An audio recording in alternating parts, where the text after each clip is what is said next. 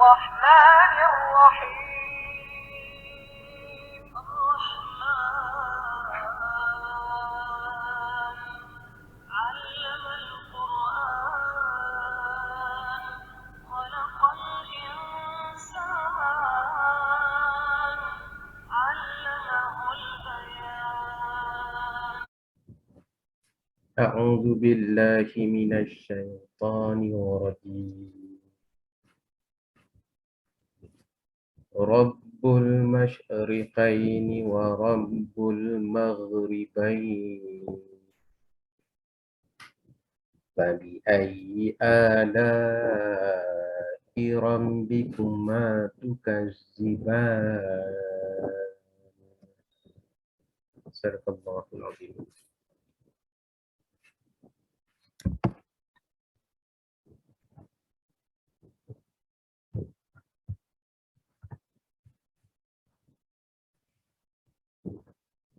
رب اشرح لي صدري ويسر لي أمري واحلل عقدة من لساني يفقه قولي.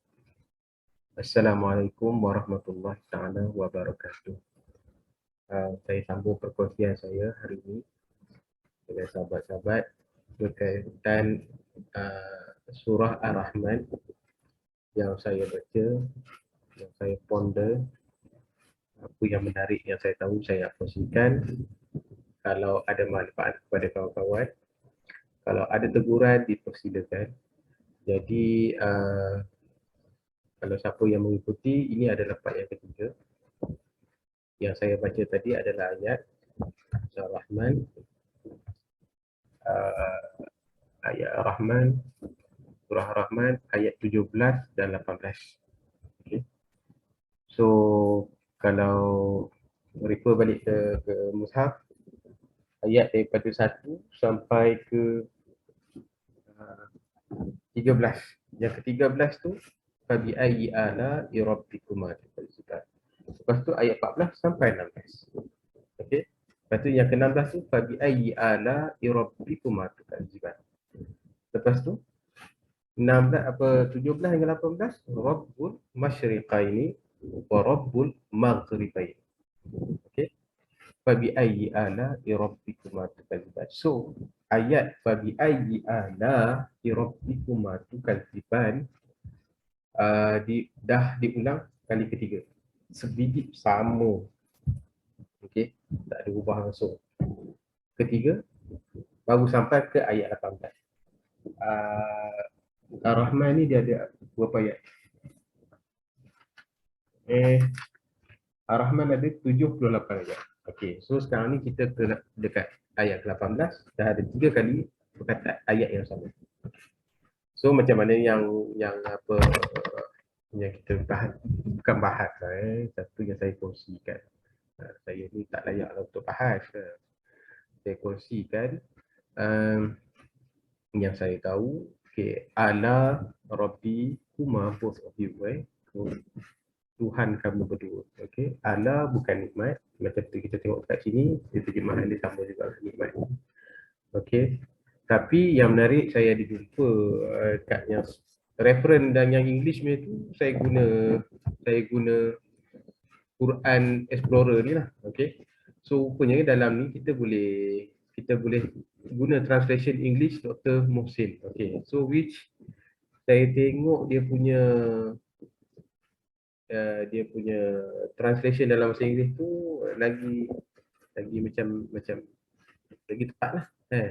Macam ni, then so ataupun which of the blessing, dia guna blessing. Kalau yang sebelum ni saya tak pasti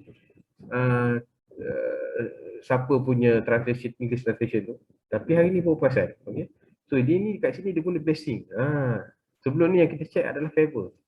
So bila blessing ni agak menjurus kepada yang apa dasar perkataan ala tu, okay? Of your Lord will you boast, nampak kat sini, kat sini dia okey, dia guna kat sini.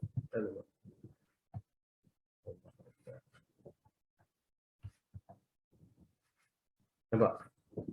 Dia guna both of your lot will you both? Kan? Kan sebelum ni kata yang sebelum tu dia pakai your. Your ni maksudnya untuk semua orang tak. Yang ni dalam ni dia spesifik sebenarnya. Apa terjemahan ni? Dia guna both.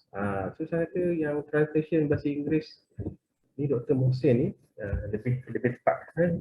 Lebih tepat.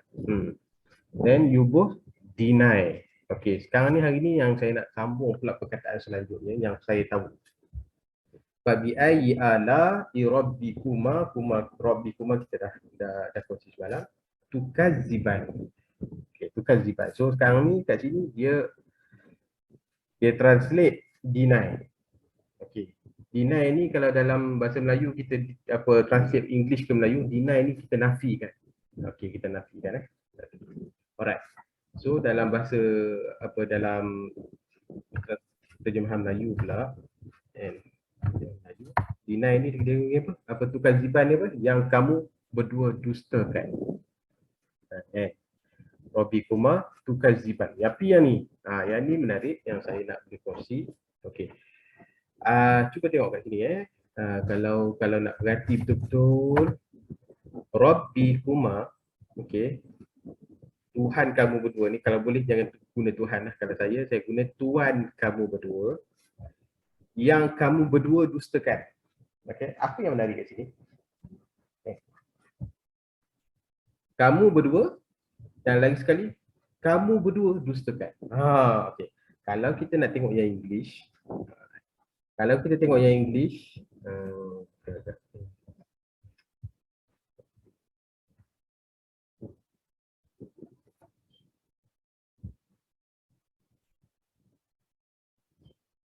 then which of the blessing of your Lord you both deny.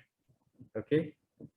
Nampak kat sini blessing dia masih okay. Sorry tadi both Okay. Nampak kat sini which of the blessing of your Lord. Your tu dia masih guna dua. Bukan, dia masih guna jamak. Ni dalam bahasa Arab dia panggil jamak lah semua. Kamu semua. Okay. Your Lord.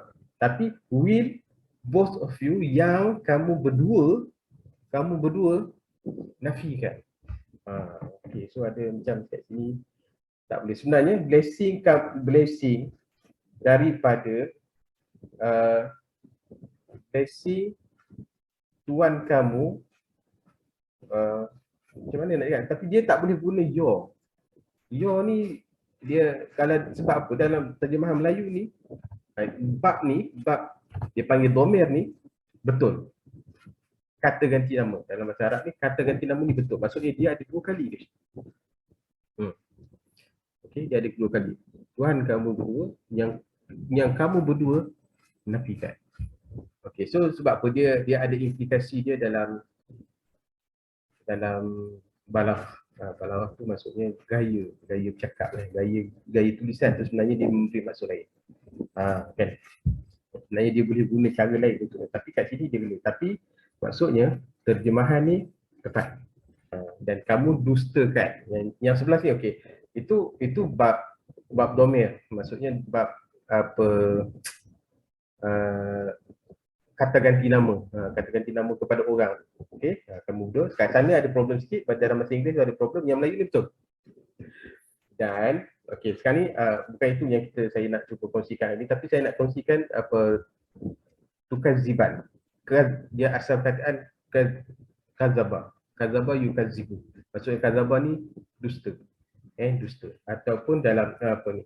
Cumanya okey, maksud dia sarah dia punya sarah ni macam mana kata dalam bahasa Arab ni dia ada, kalau dia ada sains lah. Kalau kita ilmu nahwu ilmu nahwu maksudnya itu bahasa Arab dengar macam so complicated, tak. Sebenarnya sains tata bahasa. Nahwu tu adalah tata bahasa Arab. So ilmu nahwu maksudnya sains tata bahasa Arab. Okey. Yang keduanya ilmu saraf.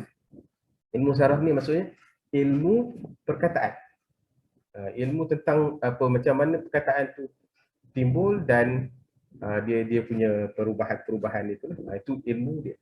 So sains tu. Jadi sebenarnya dia asal dia tukaziban ni dia jizir dia maksudnya root word.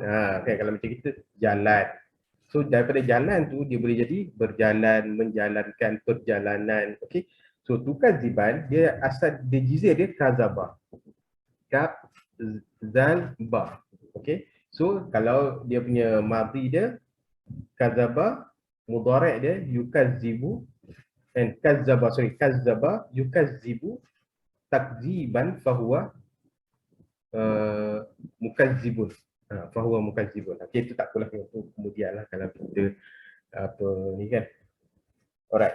So bila kazzaba yang dia saraf tu adalah dia ditranslatekan kat sini dustakan. Yang saya setuju memang betul dustakan. Tapi dalam bahasa Arab bahasa Inggeris tadi kita tengok dia translate sebagai deny. Kalau deny kita pergi nafi. Nafi dalam bahasa Arab memang ada nafiah. Kan? Nafiah. Nafi kan. So booster dan nafi nampak macam sama tapi ada segi perbezaan lah kan. Kalau kita pergi masuk contoh kata, kalau kita kata kenapa awak nafi kan? Okey. Kenapa awak dusta kan? So kenapa kita tak guna nafi dan dusta tu sama tapi sebenarnya kita beza kan? Okey. Jadi ada subtle meaning yang kat situ yang mungkin akan hilang kalau kita guna terjemahan deny. Okey.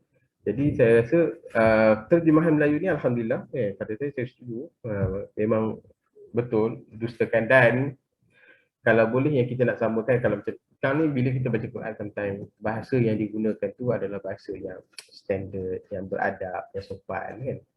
Orang yang terjemah tu bukan apa asal ayat tu. Orang yang terjemah ni dia menggunakan dustakan. Kita dalam percakapan sehari-hari kita ni, kita tak cakap kamu berdusta lah. Kita tak cakap macam tu kan. Kau bohong lah. Mana ada macam tu. Okey, kita akan guna perkataan bohong. Cumanya dekat terjemahan ni tak sesuai lah kita nak guna yang kamu bohong. Yang kamu berdua bohong. Tapi dusta dan bohong saya berpendapat boleh digunakan sama maksudnya.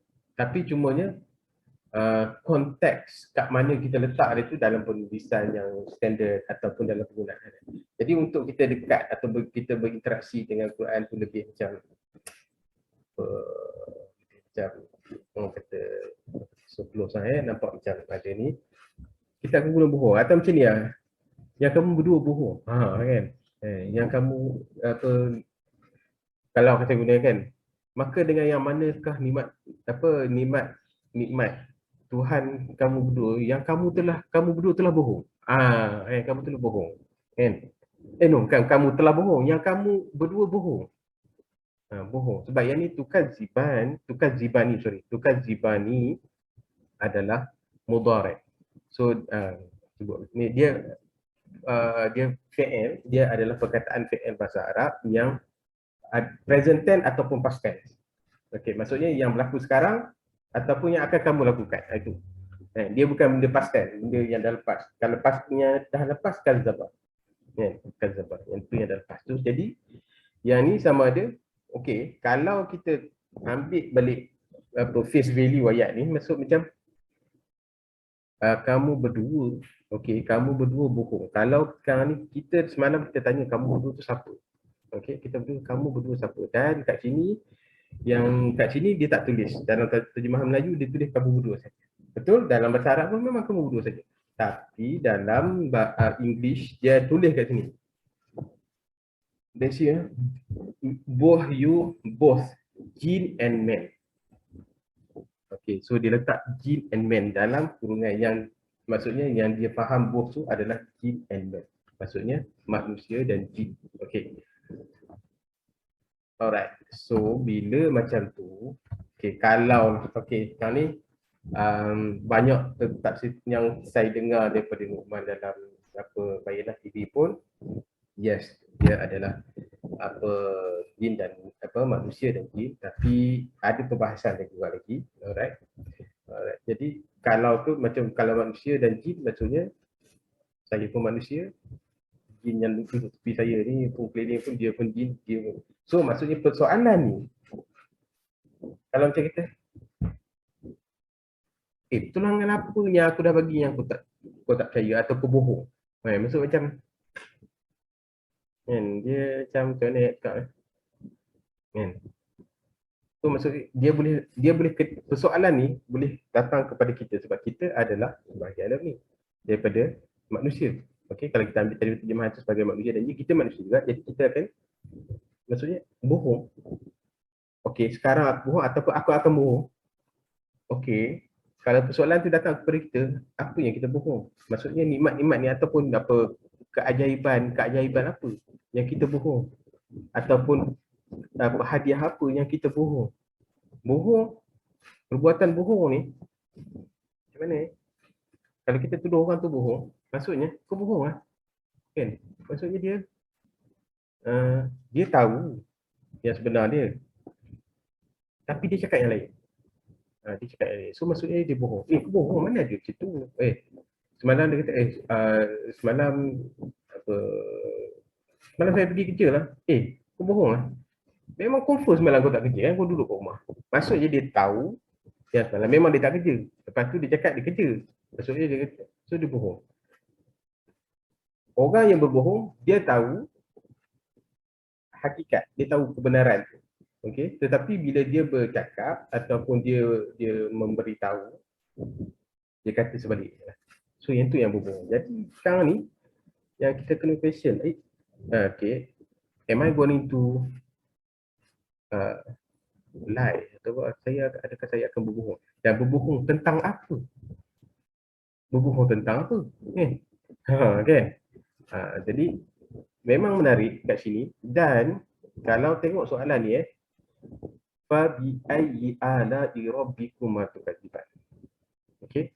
Kalau dalam nahwu tu dia boleh juga tukadziban ni dia fa'il. So fa'il ni dia boleh duduk kat depan, dia boleh duduk kat belakang. Kan? So jadi boleh jadi apa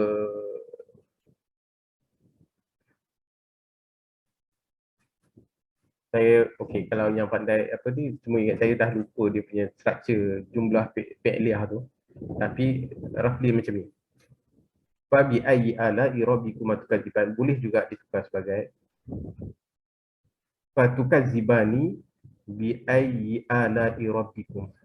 Maksudnya fi'il dengan muta'alliq bi fi'il. Maksudnya sebab bi ayyi ala'i rabbikuma tukadziban, structure tu adalah dipanggil structure tu dipanggil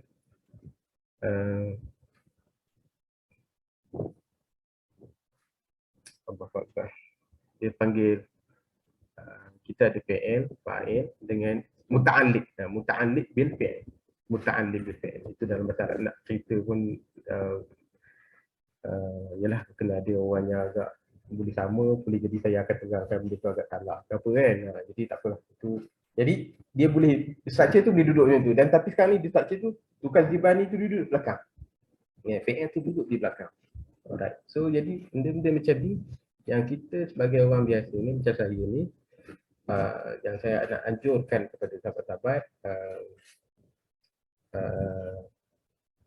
subscribe Bayyinah TV. Okey.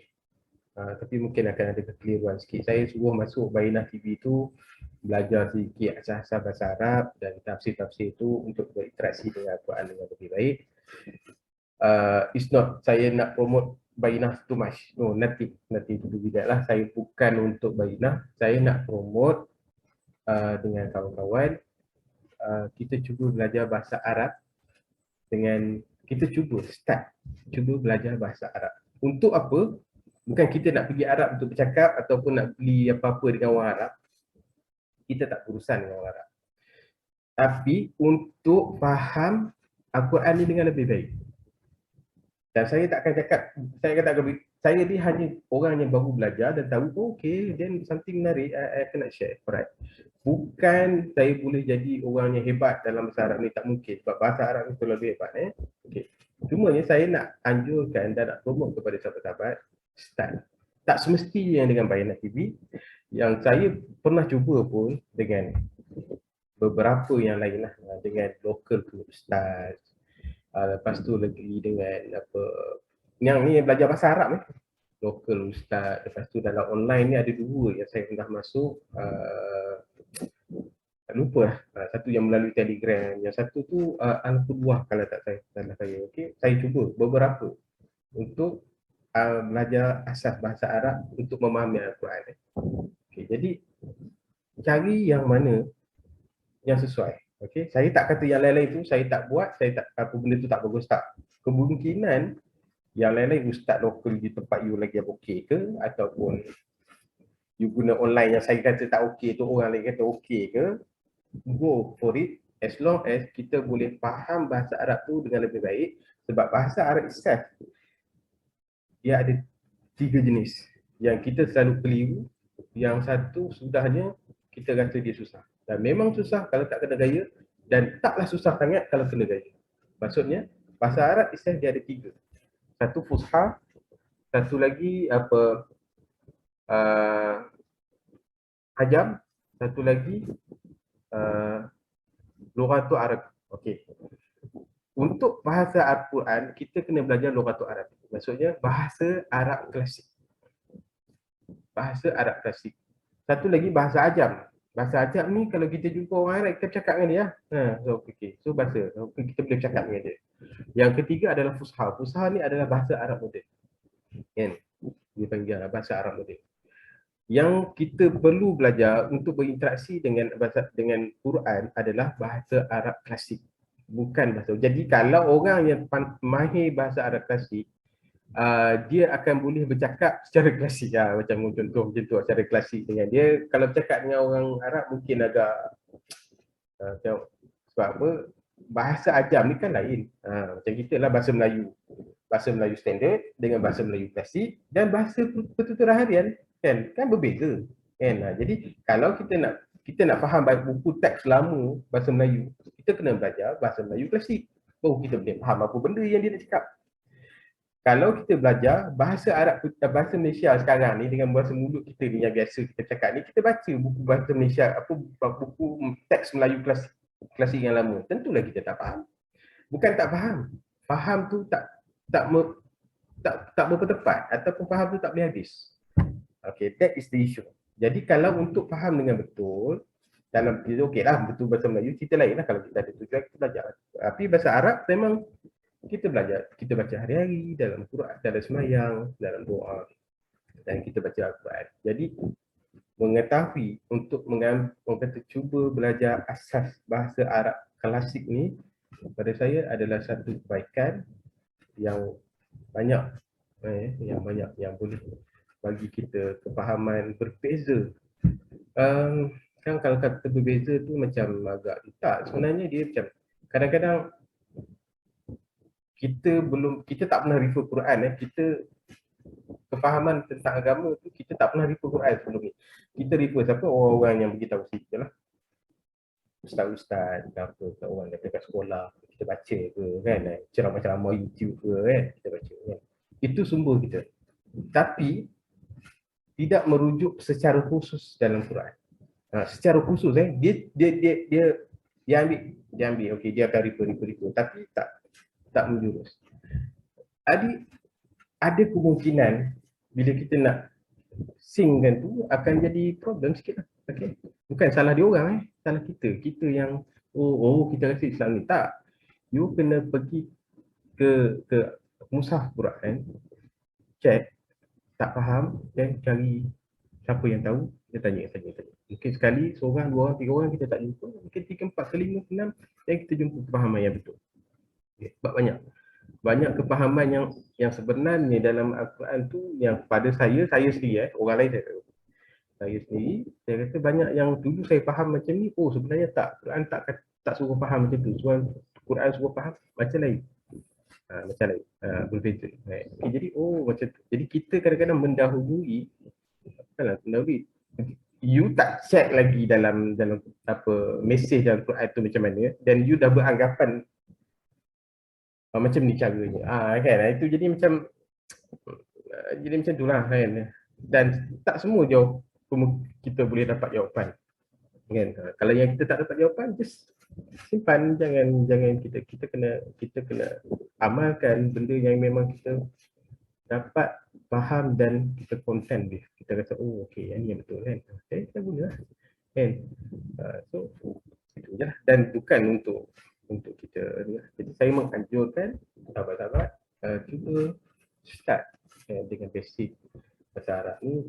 Dan Bainah tu antara yang sebab dia serasi dengan saya, yang saya dah follow ajar sikit-sikit dah, bukan hari-hari, maksudnya dah 5 tahun, 6 tahun, macam tu lah. Jadi bukan berterusan lah sebab kita kerja sibuk ke apa kan, kita ambil sikit-sikit je lah kan. Dan apa yang meningkat tu alhamdulillah kita guna lah. Kalau yang kita tak tahu, kita cuba cari jawapan dia lah. Kalau tak dapat, sabar gitu je lah. Okay, jadi cuba Bainah TV tu antara yang terbaik yang pada saya bagus, tapi tak semestinya tuan-tuan nak ni apa, siapa-siapa nak guna Bainah TV, gunalah benda yang lain. Yang lain asalkan saja adalah untuk memahami Al-Quran bahasa Arab ini, untuk mendekatkan kita Al-Quran dengan cara yang betul. Dia banyak teknikal dalam bahasa Arab ni, tentang bahasa Al-Quran ni yang cukup menarik kalau kita tahu. Macam ni lah. Ini adalah mudhari'. Bukan zibani adalah untuk dua orang. Dan di pengulangan dia tu, kamu berdua dan kamu berdua-dustakan tu, kalau saya kata Balaram macam ni, kamu salah, kamu telah salah. Maksudnya saya ulang kamu tu dua kali. Maksud penekanan kita. Maksud penekanan ataupun kita lebih macam tekankan dua kali. Itu macam masuk kat sini. Maksudnya bila tu domir tu diulang dua kali dalam satu ayat. Maksudnya dia ada satu. Dia boleh ayat tu boleh domir tu kata-kata nama tu sekali je boleh jadi. Kan? Tapi kat sini dia ada dua kali. So dia ada memberi implikasi mesej yang berlainan. Maksudnya oh cara nak apa Tuhan nak sampaikan kepada kita tu suruh macam serius ni gitulah something like that kan. Jadi teknikal macam ni kalau kita dapat tahu dan kita dapat asasnya, alhamdulillah kan. Dan dia telah memberi saya sikit macam connection.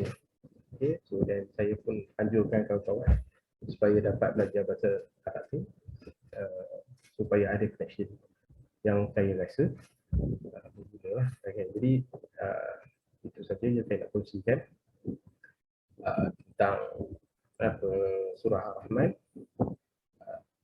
InsyaAllah ada kelapangan, ada rezeki lagi saya akan sambung. Okay. Saya sudahkanlah. Terima kasih. Assalamualaikum warahmatullahi wabarakatuh.